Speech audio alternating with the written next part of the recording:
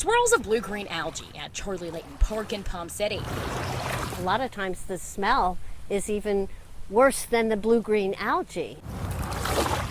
And as Jody Dieter-Lizzie shows us where algae collected in her yard hours earlier, Was smelling it, I think, first before I came down here. all she can think is here we go again. Yeah, it was kind of disappointing. FDEP finding blue-green algae in at least 5 areas of Martin County's waterways and is now testing them for toxins. When I got up around 7:30, we had blue-green algae. And Ricky Russell has it too. We live on the water, we play here, we work here, and to see this happen time in and time out, it's the same thing every year.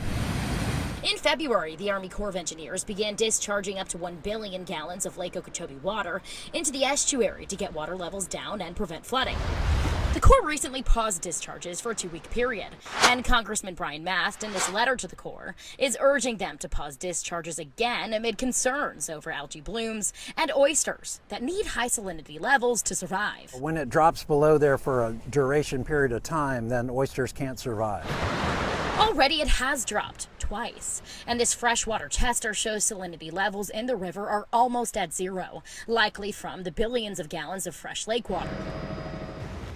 This gets me angry. Colonel James Booth told R. Michael Williams the Corps will likely pause discharges starting Friday for another 2-week period. I'll likely come back down to much lower levels of releases because we've seen nearly a foot of water come off the lake. But Perry says that's not enough for the oysters and seagrass pummeled by over 40 days of releases. They are under stress and even dying off.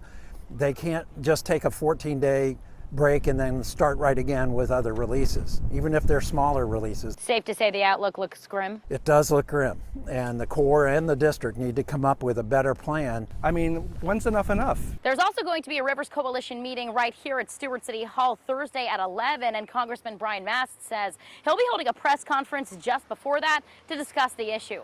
Reporting in Stewart, I'm Kate Hussey, WPTV News Channel 5.